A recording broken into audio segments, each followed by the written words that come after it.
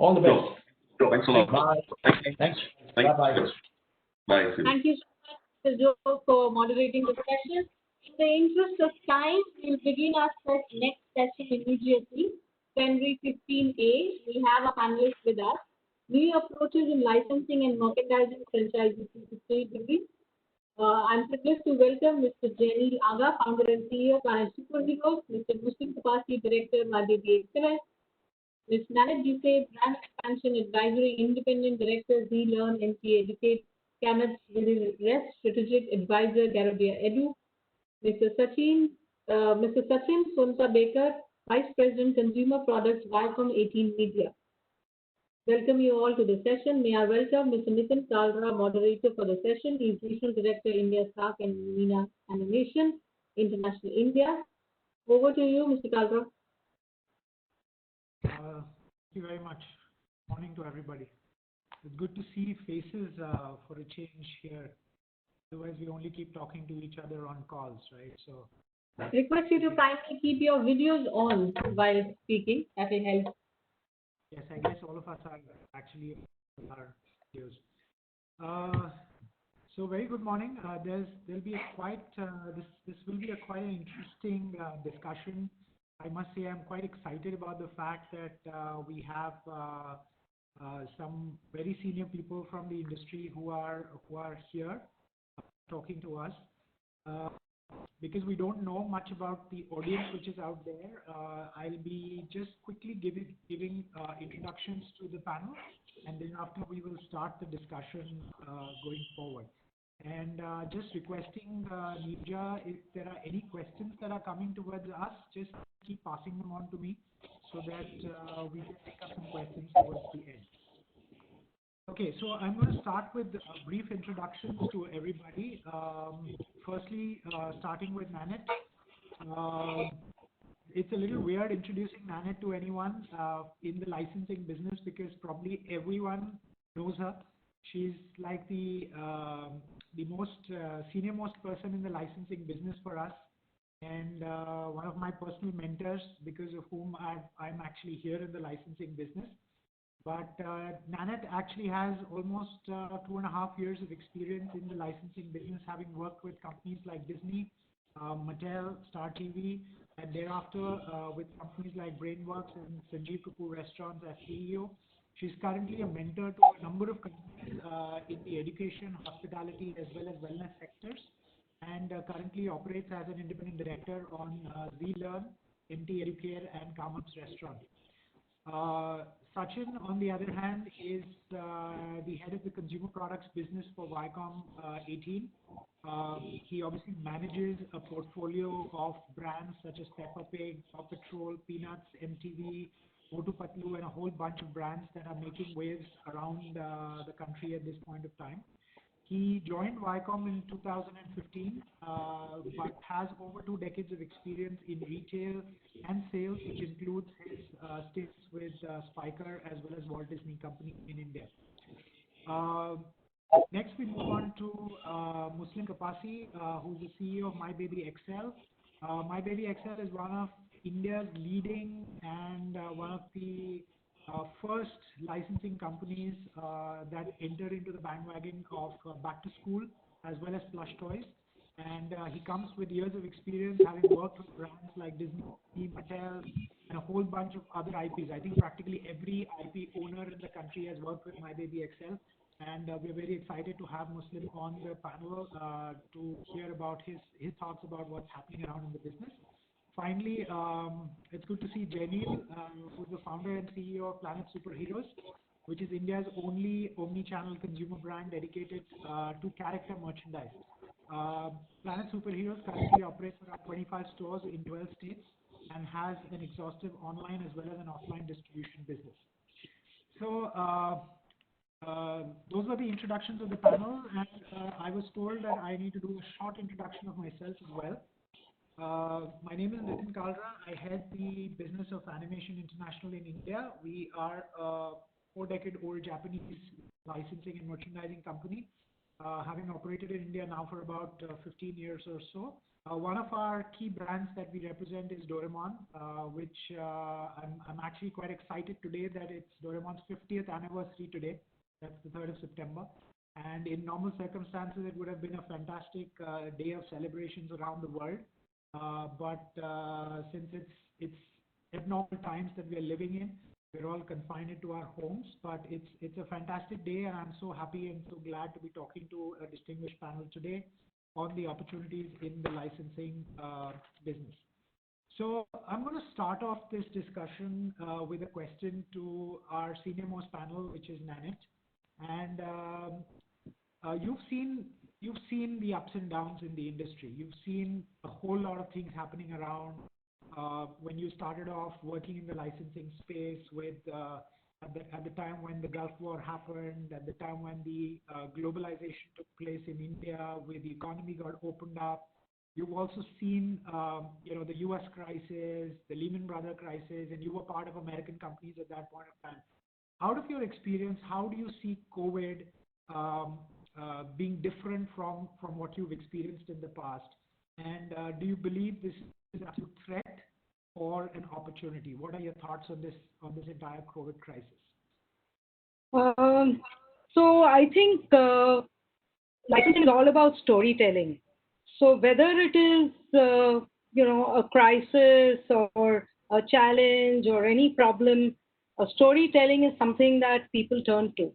And so if we stay true to storytelling, it is about how to get those stories out there. So I really see COVID as an opportunity to relook and reinvent the way we do business.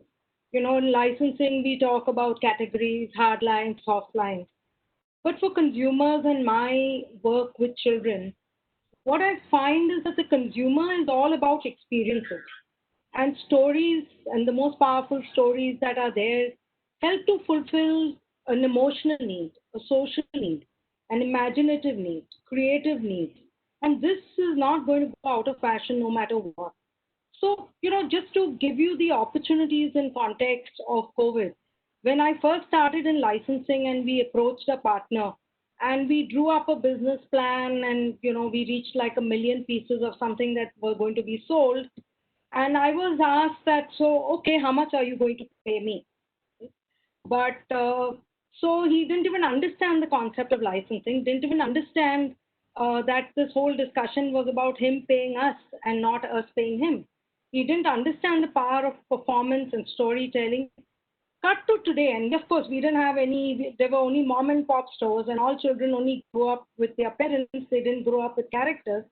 And there was, I think, one shopper stop at that time, and that was a celebration for the whole country. Cut to today, you have so many worlds out there. You have digital, virtual, online. I mean, there is no problem of delivery of an experience, creating experiences, getting it out there, and reinventing the way we do things. So moving from merchandising products to storytelling and experiences, I think is a great opportunity. Perfect. Sachin, as a brand owner, do you agree with what Nannette is saying? Will storytelling always be a USP that we in the licensing business will be able to cash on? Yeah, many thanks, Nitin, for the generous introduction. Thanks to CII for this opportunity, and I hope whoever is here on the panel and the ones who are watching this are safe and healthy. I completely, agree with Nannette. And thanks to all our efforts, Nannette, today we don't have to educate partners on MGs and royalties. Yeah, I think you did all the hard work of informing the partners here in India. But storytelling is such an integral part of all the franchisees that come out globally, whether it's through television platforms, whether it's through digital, whether it's through experiences like meet and greet, whether it's through movies. I think storytelling is an integral part of building a franchise from a licensing standpoint. And as long as you're committed to doing that, and as long as brands are committed to ensuring that they put their muscle and might behind this, I think the success of a franchise definitely would remain in the minds of the consumers, would remain relevant, and would continue to build affinity. Yeah, I think that's what I would probably want to put across. Perfect. So, but at the same time, when we talk about the practicality of doing business right now, and given the circumstances that we are in, and it's partially locked down, partially not locked down. We call it unlock, we call it lockdown. I mean, whatever we want to call it as a term. The reality is that at this stage, businesses are shying away from committing monies on other brands. As a brand owner, do you also experience the same conversations when you speak to other brands that they don't want to look at building someone else's brand at this point of time? Yeah, I mean, let's step back a little bit on pre-COVID and understand why brands obviously engaged with franchising in the very first place. Either it was to target a specific audience, either it was to get entry into a specific retail format, either it was to probably differentiate their products with respect to the competitors that are there in the market. Now, these dynamics are not going to change post-COVID, during COVID, or the times to come. And obviously, once good times roll, there will be an amplified reason to further differentiate your product, because all the categories, all the brands which probably may have been slightly on the slow would dial up their efforts on the marketing front, on penetration at retail. So the need for brand licensing, according to me, could get amplified. Also, during the COVID period, it's not that we haven't got newer partners on board. We've been truly humbled and stunned by the entrepreneurs of India who came to us and spoke about how they want to look at differentiating in the trying times that they are currently facing. And there have been multiple categories that have shown in this COVID times. There have been personal care categories, there have been work from home categories like loungewear, apparels that have been doing extremely well. Toys have been super in terms of DIY, role play, which have done extremely well. So apart from digital, which has got momentum. So I feel you'd have to obviously start looking at finding the very reason that you got into licensing. You'll have to start differentiating your products down the line once things open up, once unlock finally is really unlocked. All the retail formats, which is predominantly the offline retail formats, also start shining, is when brand owners would really see the true merit of collaborating. And we've got multiple examples. You've got really large and huge brands like a Zara, Uniqlo, who you would say that don't really require licensing or associating with a specific brand, but they still end up doing this. Again, it is to target that specific audience. It is to target that specific need. I think this will again get amplified once India truly gets unlocked. Sure. That's an interesting point, that how large retailers and brands are still continuing their licensing efforts. Obviously, it's a long-term game. Licensing is not a short-term spike in the business and then it's all over. Once you jump into the well, you're already there. I'm going to move this question to somebody who actually is known to put his money behind our brands, right? So we'll go to Muslim first and ask him his views in terms of how, as a licensee, sees this business changed in the last few months, and what is his optimism for? Wow. Thanks for inviting Nitin. And yeah, it is unprecedented times, and it is yeah. I think yeah. I do agree with Nannette and Sachin that stories will remain, and stories will be told, and stories will drive content and content will create products. But I think yes, Sachin, DIY, role play, toys have definitely taken a good jump in the recent months, particularly across online stores. In fact, massive jump. But yes, the overall decline or the the shutdown or lockdown at retail and distribution has created a huge gap, and the e-commerce hasn't been able to plug that. Obviously, I mean, we don't expect them to plug that in a couple of months, but they are keen to kind of become the market dominant players, and I think they will. So there, Nitin, that's an answer to what things are changing. I think what we have seen at Excel, and it's been a crazy time. It is chaotic to say the least.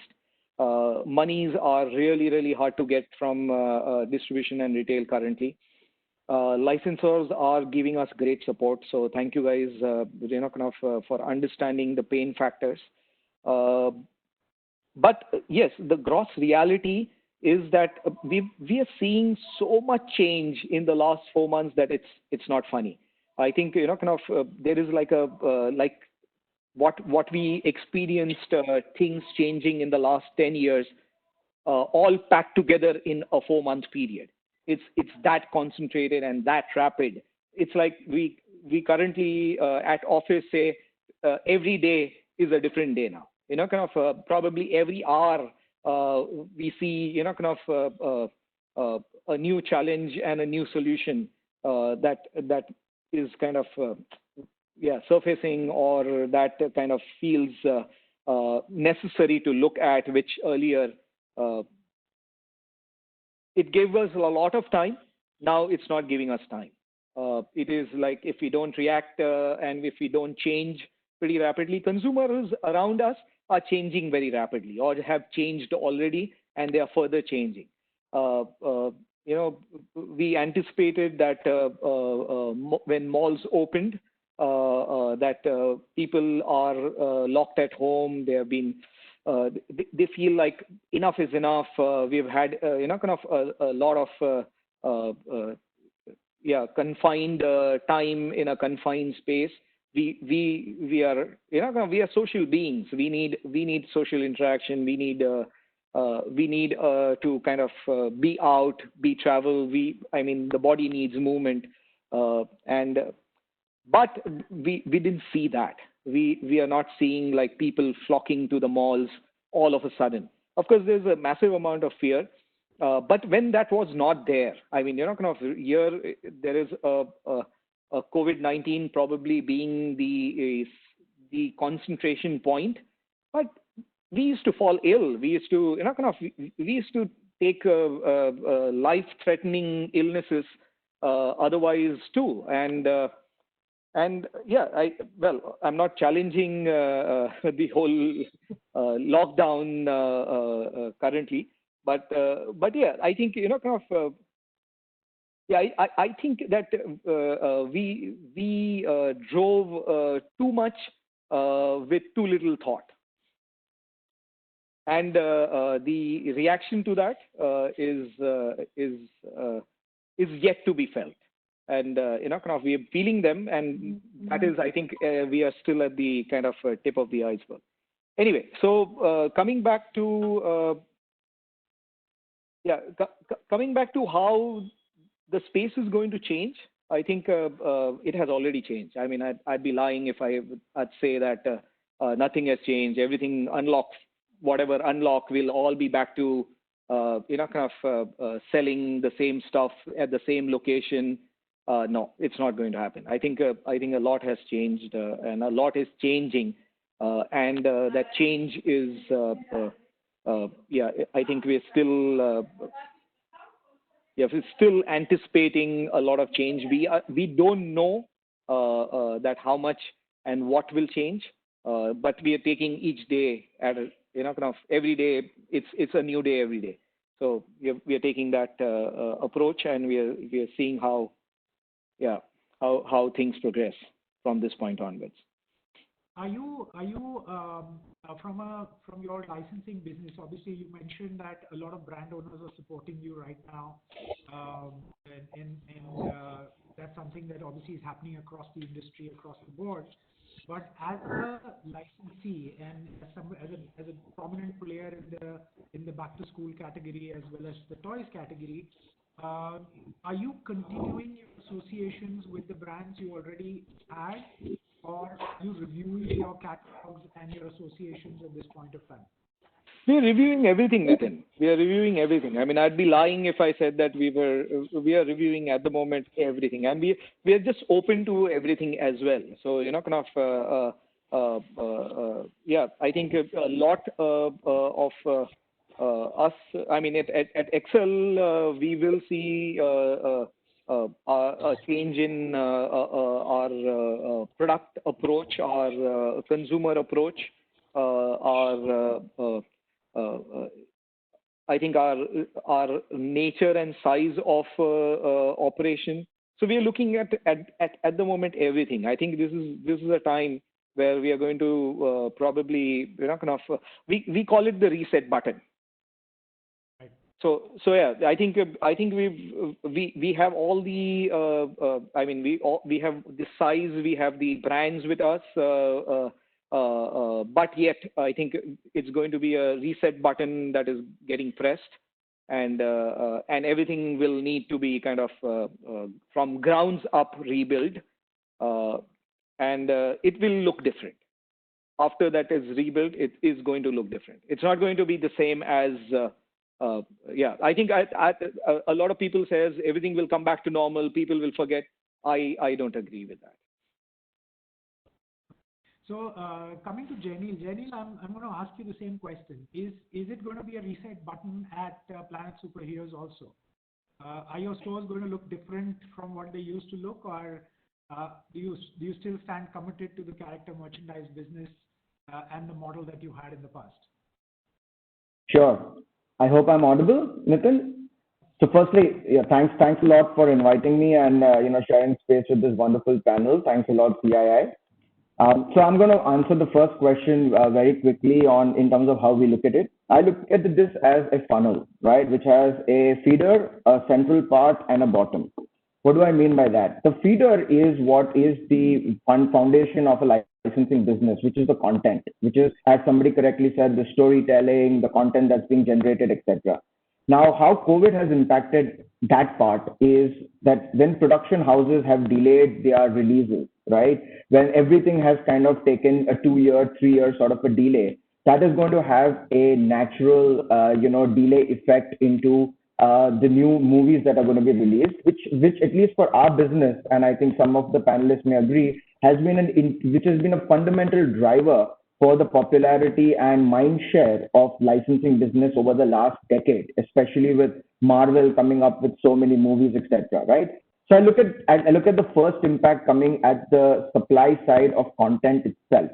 I'm sure the Netflixes and the Amazon Primes of the world and the Hotstars of the world are going to take some share of it in terms of OTT content. But the biggest pull to the movies, to the theaters, to the mind share is still going to be missing. So that's number one impact. The second impact, and I think that is something that Mr. Kapasi also alluded to, has been a lot of disruption in our operations itself. While it's all very good on Excel sheets and philosophically to say things are all right, there could just the foundation of that your warehouse staff may not land up, may not show up, right, has a direct impact on the revenue of that week, day, or month. Right, so we cannot de-link ourselves from the central part of the funnel, which is the supply chain and operations. Right, that's the second part where there has had a COVID impact, and the last part is the actual demand side. We all agree that there is latent demand, etc., but there is a lot of pressure on not being able to go out at the normal points of distribution, where it could be the malls, it could be the mom and pop stores, etc. So when you look at all these three in conjunction, right, the top, middle, and bottom, you see that there is a compounding effect on how it has translated into merchandise sales. So, while I agree, completely with everybody in the fact that licensing is a business to stay, and it's not something that can just go out of, can get killed overnight because of COVID. The short-term impacts, even of almost 1 to 2 years, are here to stay. And that is the number one point I just wanted to make out since you started that session. How is Planet Superheroes responding to it? We have, so we are at the very heart of our DNA are always looking, we hate the status quo. I think Sachin will smile and remember that, considers me a little bit of a rebel in general, but also that's how we look at our business, that if we are not changing things, we are probably moving one step back.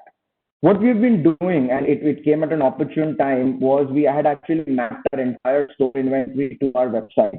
It's a lot of people talk about omni-channel, but it's actually operationally quite difficult. We actually launched our omni-channel operations in the middle of COVID. Actually in the month of May. So the first thing on how we responded, we ensured that the inventory sitting in our physical locations are not in silos. They are available. For the depth and breadth is available to the larger audience, so that even if they were to transact on our website, you would be able to see it, right? And I think a lot of companies, the big box retailers, are also moving in that direction. So that was more of the technology front.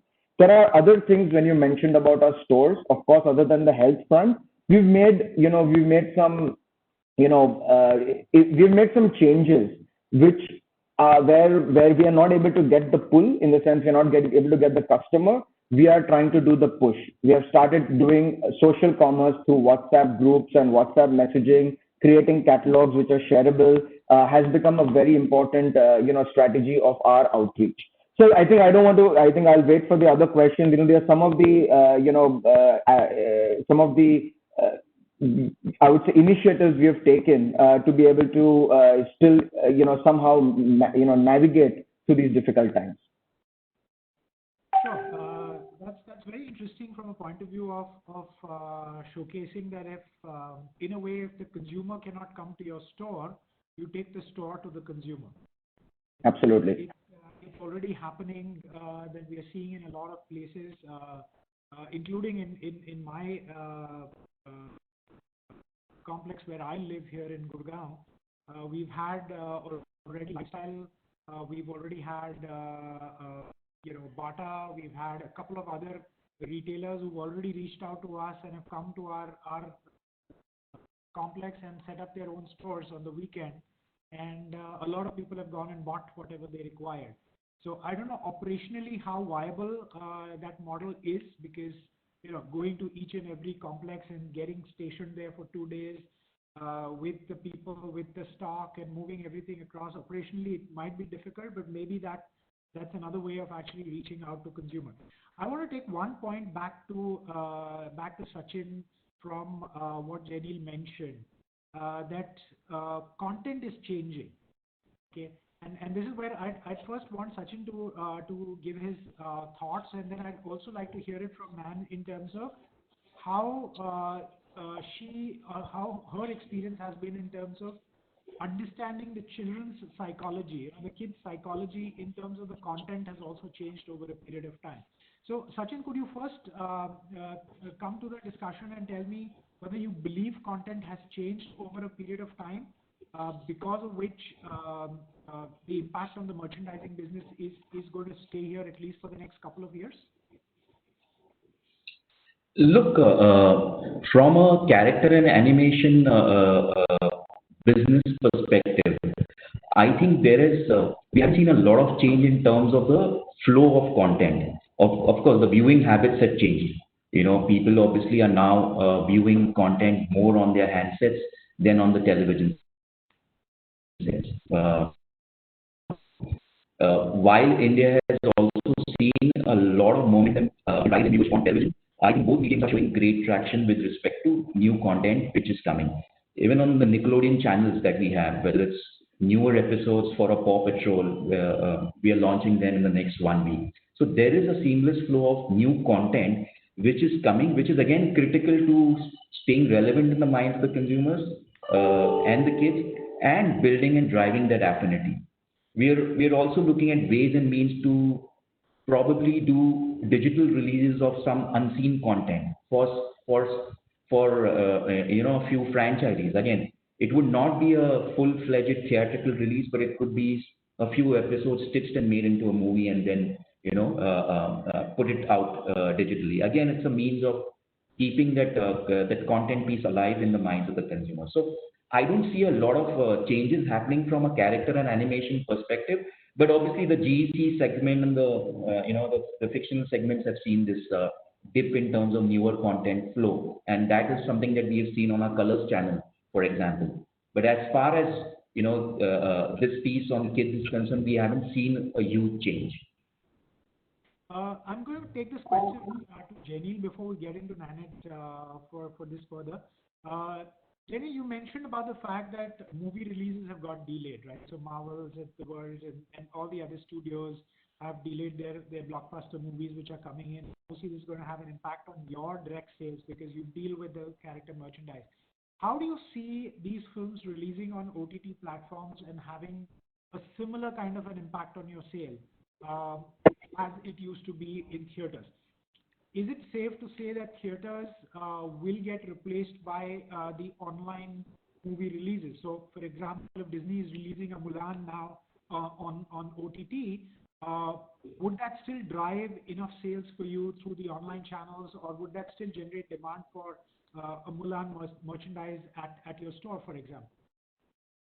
Absolutely. I mean, as long as they are able to time their release on any of these platforms, I think the demand, the mindshare will continue. I mean, we saw that with with whether it was Game of Thrones on on Hotstar, or whether we see the IPL fever, or we see even with I think the latest movie that was released, right, with Shishant, right? So Dil Bechara Hai, right? So my point is, I think if you can get a way to reach the consumers, I think that is not a problem. What I feel is the problem is the actual production of the movie. I mean, if you cannot be in studios to actually produce a movie, if actors cannot come together and make a movie, you're not going to see the impact today or in 3 months. You're going to see that impact in 18 months and 24 months, right? So the content which is even flowing in today perhaps was created or was in the pipeline that happened, maybe 12 months before, right? So the point is, I feel that to be an issue. If somehow the movie or the content fraternity is able to piece this together, I think that would be a big relief because OTT is a great platform to get mind share. So to answer your question, I don't think it's about theaters necessarily. As long as they can release new content and regularly, I think we are good. So that's good to know that it is not about the platform in which the movies are coming out. It's actually the whole idea is to reach to the end consumer, whether it's through the OTT, whether it's on their mobile phone, whether it's on their television, whether it's on their laptops or theaters or whatever. Or as exactly we're going to see a trend in drive-in theaters that are going to start opening up pretty soon. So that's an interesting observation to look at. And then, of course, yes, I'm sure content producers are finding ways and means of actually getting back to work as early as possible. Like Sachin mentioned, that on the channels like Colors and Star and Z, etc., they've already revived their production schedules and they've gone ahead with fresh content. That again would be very interesting. I want to go back to Nannette now on this and just take a slightly different perspective to this discussion now. And we have seen over a period of time that the kids' psychology has really changed even pre-COVID. And I remember having a discussion with you once in my office where we were talking about the fact that how kids today mature very early in their life cycle. Do you think COVID has really fastened that conclusion that today's kids are maturing too soon? And will that have an impact on the merchandising business as we saw it in the past? Because, earlier when a child was an 8-year-old, you could still go and sell him a t-shirt of a particular character, let's say a Motu Patlu or a Chota Bheem or a Doraemon. But now when you look at an 8-year-old, his level of maturity is completely different, right? Because they're all doing online schooling, they're all having access to the internet, they're watching all kinds of crazy things on YouTube on their own. I mean, as we speak, my son is actually doing his online school and I don't know what he's doing inside, right, to be honest. But do you think the level of maturity has really set in too soon for the kids of today? And how do you see that impacting our business? So kids' development can be broken into, the basic stage is the foundational stage. And it would be anywhere between 2 to 8 years old. during that time, the brain and the cognitive processes are still being developed, right? So this kid is really an emotional being. He operates the right side of his brain. It's imagination, it's creative play. It is not contextual. For him, I think COVID is the fact that he cannot see his friends. COVID is, so, I mean, we are with the consulting with, and they do the learning management system, and the big bonus of using something like Zoom is that I can see all my friends. And you will see that in the chat, the teacher has to literally put off the chat because they are talking to each other. So there is that need for a connection.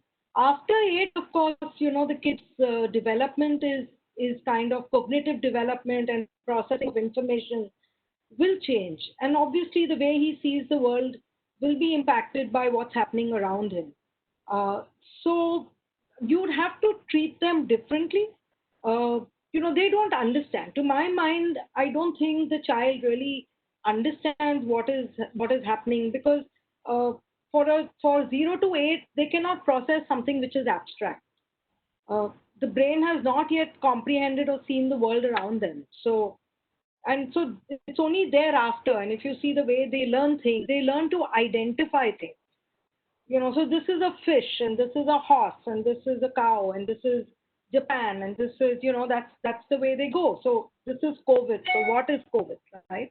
It's too abstract. So 0 to 6, 8, I don't think we'd see, a problem. But beyond that, I think there would be a lot of fallout of what this is going to do to kids emotionally, because they are stuck at home. They're supposed to play. They're supposed to meet. The social learning, emotional. These are the foundation of who we are today. So, I hope we don't produce a COVID generation. And I think the characters and the stories, etc., can help bring the child to the world that we ought to give him. And this should be the adult conversation of COVID. It shouldn't be for the kids. I think we can spare them that. So clearly, from a point of view of the children, like you mentioned, 0 to 8 or 0 to 6, 7 may be still an easy age for them to understand it. But beyond that, when we talk about the kids as our audience, and when we see this at retail as well, of course, from a perspective of consumers, Jaineel would focus more on teenagers and young adults. But still, do you foresee, for example, children getting access to too much of information or too much of content that they are not supposed to get access to very early in life? Is that something that's going to happen? Once we start seeing the after effects of COVID that's going to take place? So typically with kids, there may be a few exceptions, but the general rule is the kid can see the same thing again and again. So, once he's hung on to a character, it's very difficult to get him off it. So that becomes his hero, that becomes his world, that becomes what he lives. So, so then you don't keep changing your world. It's not comfortable, right? So they tend to stay in a character world. Maybe all of them have their favorite characters. It's a different world. Maybe 2 or 3. The Justice League, where all the superheroes come together, is a very adult phenomena. I think it for them it exists in silo. Spider-Man is Spider-Man. Superman is Superman. It stays within a particular world. It's easier for them to understand as a context. Now, what I'm saying this from is not from the licensing side, but from my experience of how kids learn. That their learning process is built like that. So it doesn't matter what you put through that, it's the same pipe, right? So they will process it in much the same way because they are learning like that way. If they learn math, they will learn addition, and then they'll learn subtraction. They won't learn it in combination. It is linear, right? So to my mind, I think they will stick with, if you make an impact, the kid will come to you. I mean, he doesn't have favorites. So that's interesting. Muslim, would you agree to the fact that what Nan said, that children will still continue to love their favorite characters and children would still want what they originally wanted? Yes, maybe the way of how you deliver to them might change, but do you believe that the opportunity with licensing still continues to be very strong given the circumstance that we are in? Yeah, I think it gets stronger, Nitin, because and I agree with Nannette, and I think you missed the read between the lines there, that there is a blurring between frontline content and the non-frontline content taking place right now. I mean, a kid will choose or pick his superhero now far more individually then decided amongst his friends and peers. I mean, they will digitally kind of probably exchange their ideas, but it is nowhere near like physical exchange. The physical presence and sharing and showing my superhero figurine and your superhero figurine. I think that kind of bonding or that interaction is at a risk right now, and in a way, that's also a blessing in disguise, because there will be a lot of small content generators who can, under the circumstances, start to exist or coexist. Earlier, they were probably at a larger threat of being overwhelmed or pushed down by the larger fraternity of characters that exist and takes the larger part of the universe. I think the larger characters will continue to exist, but the newer characters will find their way in as well. I think I see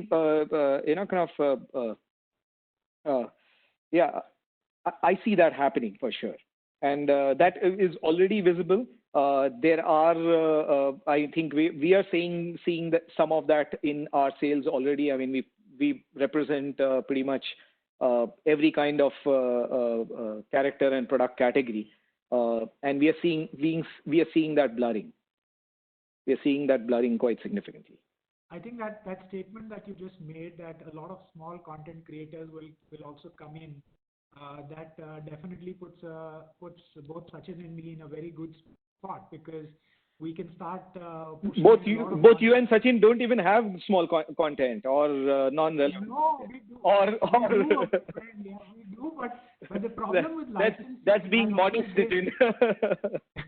No, but the problem with licensees has always been that when you go to them, the first question you're asked is which kaun se channel pe aata hai? And that becomes a very big question mark in case of a lot of content, which would be really good, which would probably have a lot of followers as well, and its own segment of community that people are looking at. But when you talk about mass production, that is the problem that really happens. So it's good to hear I'd like to add here. So I think going forward, there's another front end that is going to develop is the direct-to-consumer channel. I think a direct-to-consumer channel is going to become a far bigger than a B2B kind of way of doing business.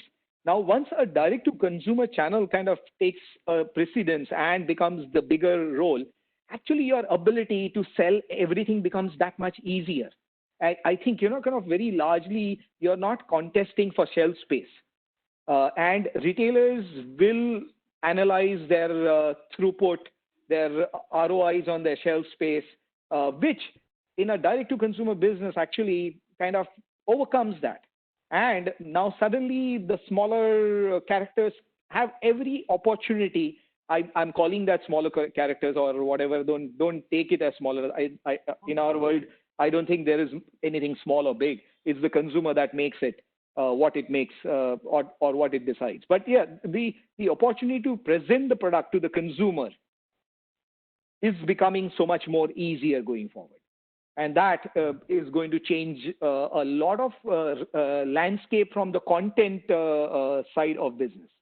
Because now even the smaller or the less commercial content will stand a fair chance to make its make its money. Right. Jaineel, I want to ask you a particular question and taking the discussion further with what Muslim just mentioned. Do you see in the future production processes actually changing? Because right now what happens is you end up taking a license of a particular character, a particular brand, then you emphasize that, okay, I'm anticipated to sell maybe X amount of t-shirts, X amount of bags, X amount of stuff. So you go to a factory will give you an MOQ and say, hey, this is what I'm going to do. And then you are forced to stock it, not knowing whether it will sell or not sell. So the whole inventory risk is still remains. And but given what Muslim just said, that there will be a huge spurt or possibly spurt in non-popular characters. Do you see concepts like print on demand or produce on demand actually growing? Have you had some experience in that field? Because I also believe in your stores you do sell certain IPs which are not extremely mass popular ones as well. What has your experience been on this one? Absolutely. I think, Muslim, and you are absolutely spot on. I can tell you as a licensee as well as integrated retailer and also somebody that has a distribution channel for the toys business, that we are all reinventing the model. And I would like to take this opportunity to quote a thing that Peter Drucker once said, that if you want to start something new, you need to stop doing something old, right? And I think this fits into something that you are mentioning out here, and because we imbibe that philosophy very, very seriously. So let me answer the specific question on inventory management. Is just-in-time an important factor in our, in our supply chain? Absolutely. In fact, I can on this panel share that we have actually successfully implemented a pilot for apparel cotton just-in-time. There was always a sublimation just-in-time which was possible. We have actually perfected the model by doing just-in-time screen printing, which mind you is a little difficult. You need to have, there are certain technical issues where you need to have your own production house, etc., to be able to do it. And we launched a not very popular, but one may argue popular line called Chacha Chaudhary just last week with Rohit and Brand Monk.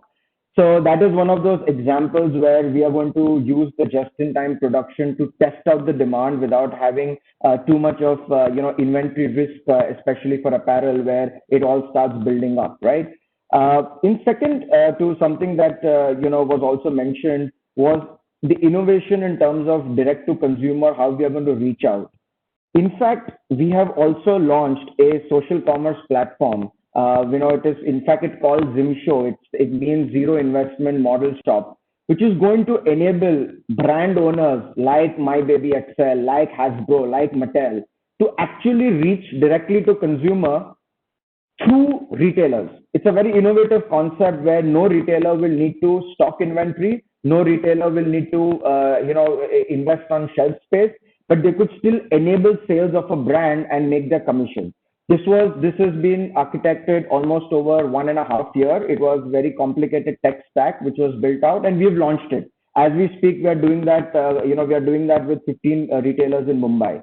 Why am I mentioning this is the model has changed not only at the supply side but also at the distribution side. The traditional model of giving people inventory and then following up over 6 months, 8 months with liquidity crunches, which are obviously an after effect of COVID. Brand owners need to move and think this is not a model which is going to work. So I hope that answers partly on your question, that it's not just the merchandise and production but also how you're going to make it reach the end consumer is what is being disrupted. Interesting. This question would be directed to Sachin on what Jaineel mentioned about this whole just-in-time thing and something called zero investment model that he spoke about. How does this actually change the licensing business per se? Because clearly our model is very different, right? I mean, we are the guys who believe in minimum guarantees, and we are the ones who require business plans in advance, and we need to know what the licensee will sell, where will he sell. But here comes a time when somebody is saying, I'm giving you a zero investment business model and I'm giving you a just-in-time model. Come in, try your brand. If it works, take the money. If it doesn't, just go. How do you see this, brand owners like yourself adapting to this new change? Yeah, look, I think it is incumbent on all the partners in the supply chain to obviously reinvent the wheel and look at new ways of doing business or monetizing your IPs. If there is a sincere opportunity to look at a large-scale business model or a model which looks at a just-in-time delivery mechanism, I think there is no harm in exploring the possibilities. Yeah, such a model has not existed in the country so far, and if this is something new, we could obviously look at modeling and trying it out for the initial 3 to 6 months, and then working on a commercial arrangement if the franchise is new. But if it is, I think if it is a known franchise, it stood the test of time. I don't know how many licensors would be comfortable with a model that talks about a zero investment or a zero NG model to kickstart, because that's the model how licensing works. And normally the monies that are collected through the licensing business are plowed back into the content streams, and that's an important facet of the entire process. That it's just not that the licensor does not put his risks on the table and is only expecting the licensee to perform his obligations at all points of time.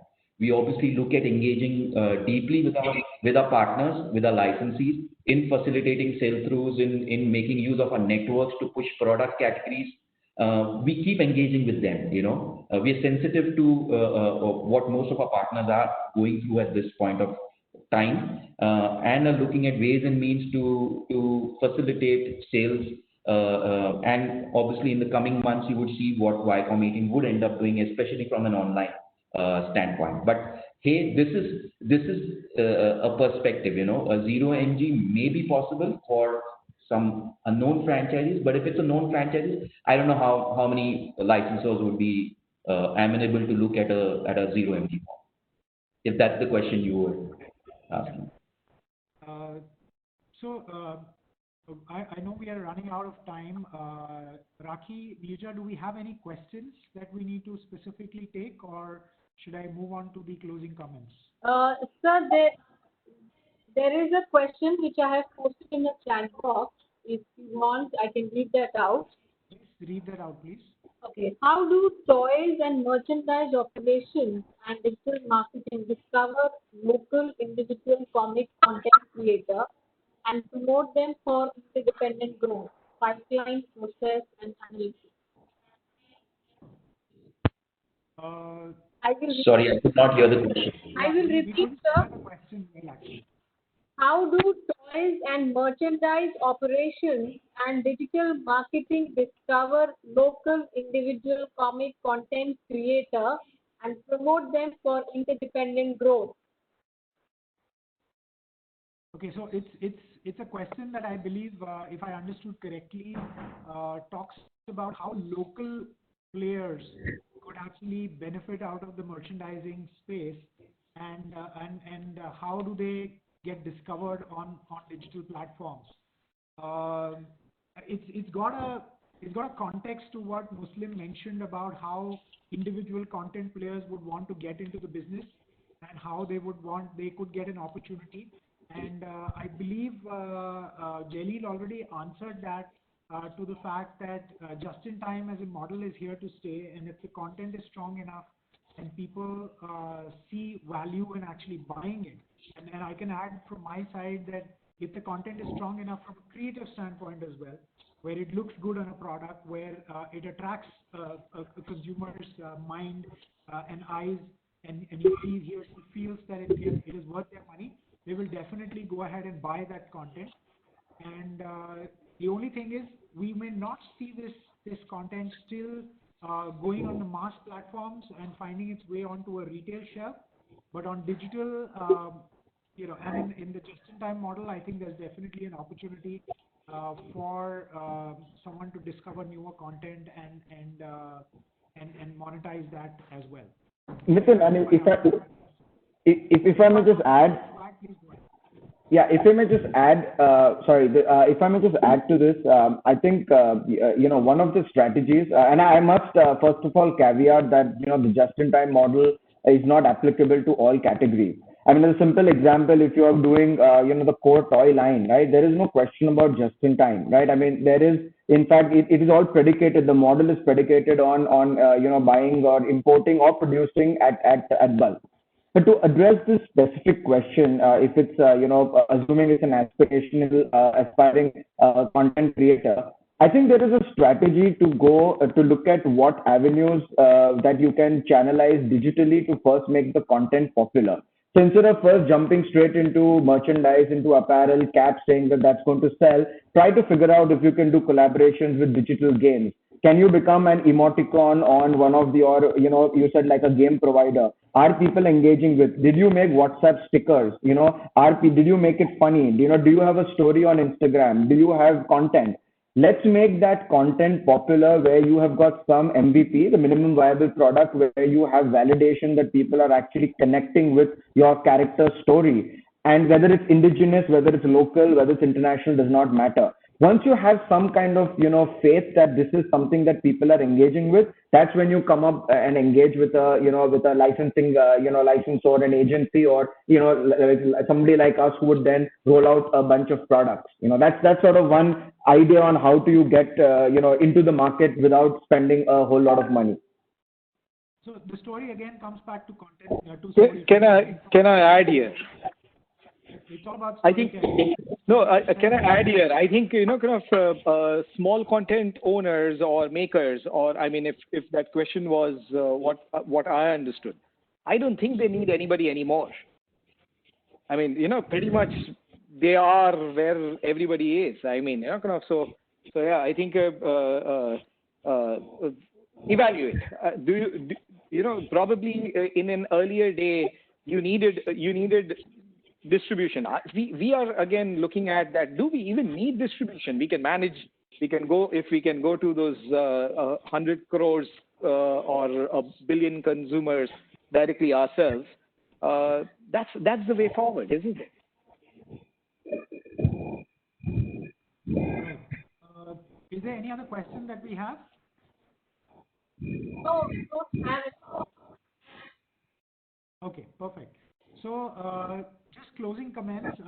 We'll go one by one. Sachin, do you want to just take the lead in making a closing statement in terms of how do we see the licensing business going forward?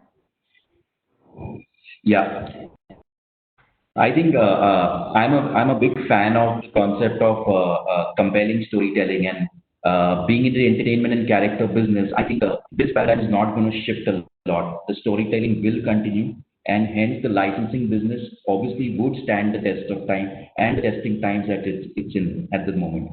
I think consistency is the key for a lot of brand licensors, and most of them have realized this over the last 5 months, and hence the amplified effort to churn out newer content, the efforts to explore various marketing initiatives is coming very, very aggressively from a lot of partners.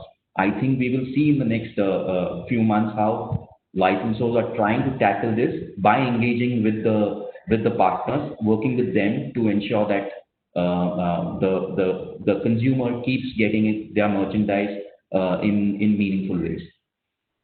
Yeah. Jaineel, any closing comments from your end? Sure. I think as a closing comment, we have, I think it's become the standard mantra of even the startup world. It says pivot or perish, right? And I don't think any of us is immune to it, whether you're a licensor, licensee, or anybody in the middle.